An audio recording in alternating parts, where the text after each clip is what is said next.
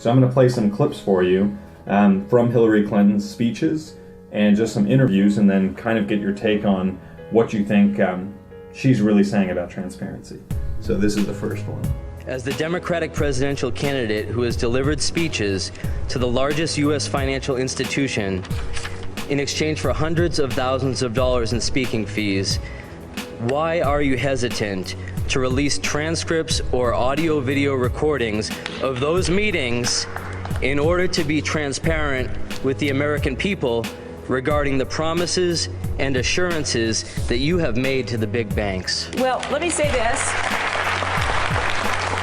I am happy to release anything I have when everybody else does the same, because every other candidate in this race has given speeches to private groups, including Senator Sanders. Senator Sanders doesn't give paid speeches to Wall Street firms or big commercial trade conventions. That's a matter of public record. I am very happy to release all of my paid speeches to Wall Street. Here it is, Chris. There ain't none. So Hillary Clinton is making a false statement when she says other candidates, including Bernie Sanders, have these same kinds of transcripts and these same kinds of huge speech fees. But did you have to be paid $675,000? Well, I don't know. That's what they offered. So. Another false statement by Hillary Clinton. Here's her contract, the Harry Walker Lecture Agency, and it stipulates $275,000 as her speech fee in 2 installments paid by the sponsor. In the contract also, Hillary Clinton demands that the sponsor pay $1,000 for a stenographer to come to these closed-door meetings and produce a stenographic record just for her control, not for the sponsor or for the press. So she's all along had these stenographic transcripts. When she was asked by the press months ago, what about the transcripts, she said she'll look into it. So the next video I want to show you is actually from a campaign from somebody running for office currently. And transparency, as you know, deals with more than just what these candidates did in terms of speeches, but also in the terms of how campaigns are financed in the U.S. Citizens United changed our democracy at its core. The most powerful and most connected American corporations and special interests had the right to spend as much money as they wanted to get elected candidates that they thought best represented their agenda.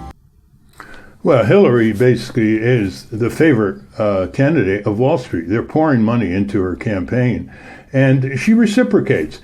In these closed-door sessions, according to some people who were there and spoke to the press, she was reported to have gushed to the bankers, saying she didn't like all this beating up on the big bankers because she said, we're all in it together. Yeah? The foreclosed homeowners are in it together. The people who lost their jobs because of Wall Street crooks crashing the economy, they're in it together with the banks. Hillary Clinton reciprocates to those who pay for her campaign. When Hillary Clinton says she'll release all her transcripts when all the other candidates release theirs, that's not leadership, which she claims she possesses. That's followership. That's disrespecting the voters. And that's not telling the voters that her principal opponent now in the Democratic primary, Senator Bernie Sanders, doesn't have any transcripts because he doesn't make these big fee speeches in front of big business audiences under closed doors. All right, so I just want to show you who this, I want to show you. So this is the second part of that same advertisement. Okay. This unleashed a storm of dark, unaccountable money into American elections, and it really drowned out the voices of ordinary Americans. Hillary is passionate about changing that. She is going to take on this fight. We all know we're going up against some pretty powerful forces that will say, do, and spend whatever it takes to stop me and stop you.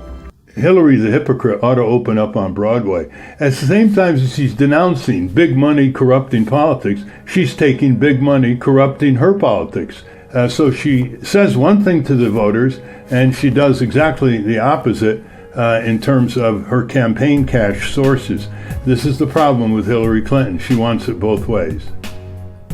Who do you think should play her on Broadway? Maybe Lily Tomlin. She's good at playing characters that speak with forked tongues. And then we just have the final. Now look, of course, every candidate makes promises like this. But every candidate owes it to you to be clear and direct. She's anything but clear and direct.